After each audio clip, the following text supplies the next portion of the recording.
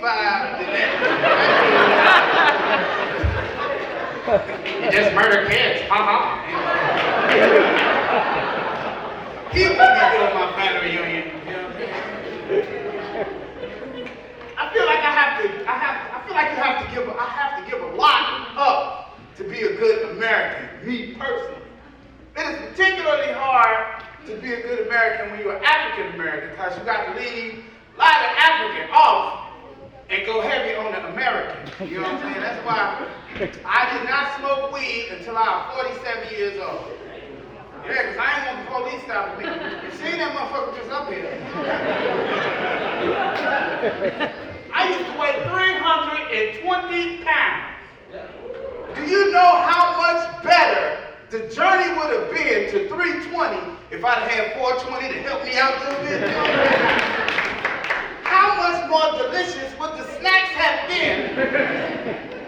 How good would the chicken wings be if I had an 8 to go with that chicken? You know what I'm saying? Like, shit. Sex would have been freakier and shit. See, part of the problem is that I was born in the 80s, and Nancy Reagan is a lying bitch. That hoe was a straight Karen. We was calling them Beckys, but we should have been calling bitches Nancy's. Just say, no, bitch, it ain't that simple. You know what I'm saying? Especially when your husband's selling more drugs than anybody on the fucking planet, bitch. You crazy there? See, that last dude was like, hey man, fuck you.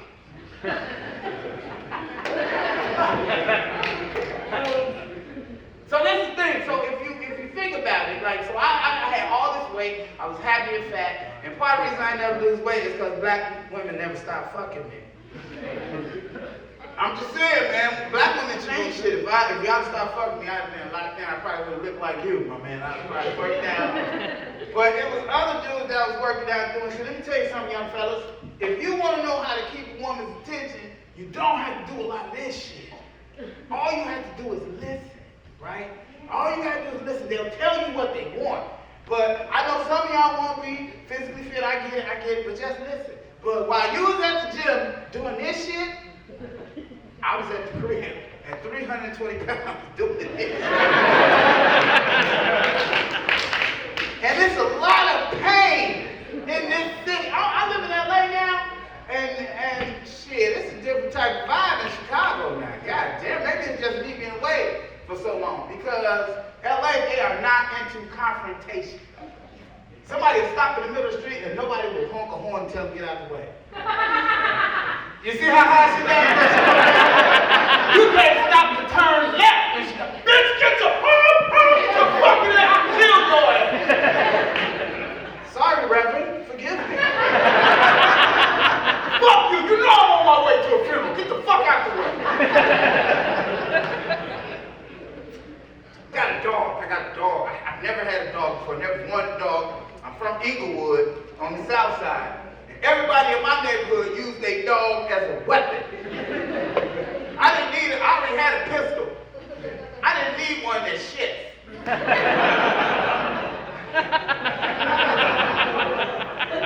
There's a lot of pain, man. A lot of pain in the city, y'all. I was driving, leaving somebody's house. It was like really late at night. And dude was standing in the middle of the street, pissing in front of a church. And I had to drive around him to avoid the piss getting on my car, right? But I don't know if y'all know this, but a dick is sort of like a big ass knock of money. If somebody pull one out, you're gonna kind of take a look at it. So I'm driving, I look, and I was like, oh shit. And I kind of moved the car a little bit because I feel like if my dick looked like that, I'd probably pull it out everywhere too.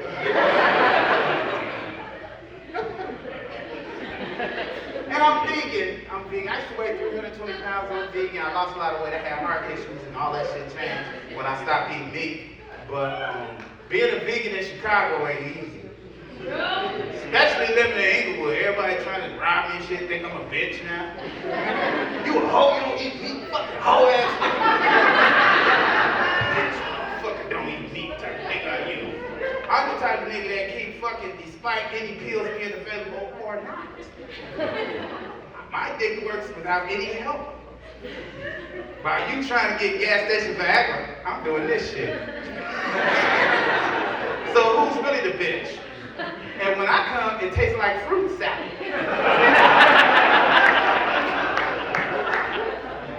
Bet your cum don't taste like KFC.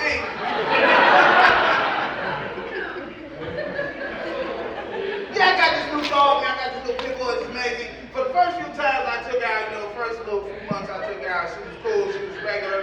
She's a year old now, she's in heat. And she acts totally different, little bitty pit bull. Now, dig, I'm living in LA in a place called Koreatown. And I'm black and I got a pit bull. So I walk through the neighborhood, it's like Godzilla after he took over Tokyo.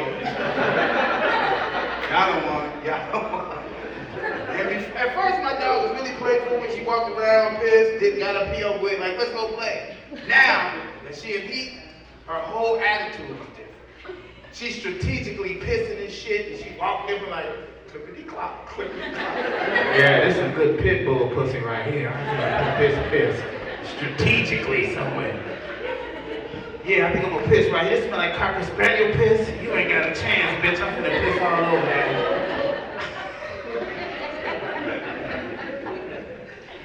Man, I used to be a jail guard, man. I used to work in a jail. I know, right? That's some crazy shit for me too. And see, I came of age. I was 10 years old in 1980 during the crack era. And there are pluses and minuses to the crack era. One of the pluses is you get a whole engine put in your car for like $150. But the same motherfucker that put it in and take it the next day. No damn well that was Jerome punk ass took my shit. He's the only one trying to get my shit with that screwdriver. Motherfucker.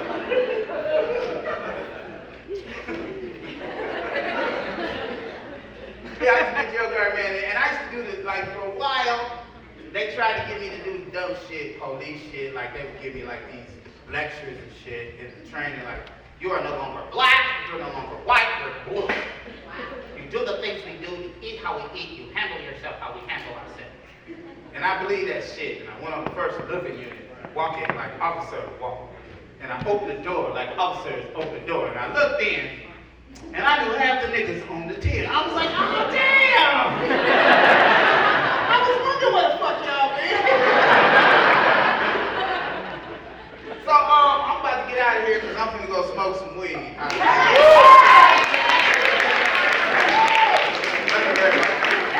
will put out my weed collection plate at the back of this motherfucker like this is church. We are walking out this bitch, give up donations of weed like it's church. Take me to the wall.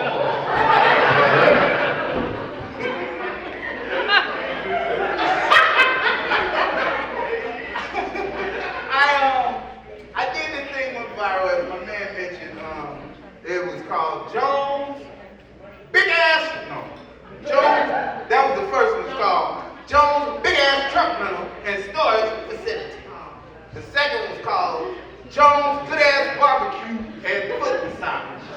And the shit got me white people managing me.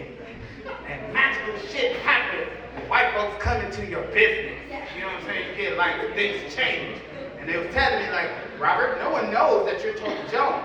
So we're gonna need you to go on stage and sing the song. Also, they told me to tell y'all, take your phones out right now, take them out right now, and follow me on Instagram. Only one white lady is trying to do it. The rest of y'all, fuck y'all. Get your phones out. Take your phones out. Look at Robert_L_Hines and like me and follow me or whatever the fuck, and I will do the shit back to you before I leave. I will do you back. But they was like, Rob, we need you to sing this song and do a little dance. I was like, fuck that. I'm a comedian with serious shit to say, and that's the fuck I'm gonna do. And they showed me a little piece of paper, and on the piece of paper it had numbers on it. And as the numbers went down the page, they got longer, and I was like, what is this? And they was like, this is the amount of money that you can make if you just shut the fuck up and do what the fuck we tell you to do. And I was like, Jones Barbecue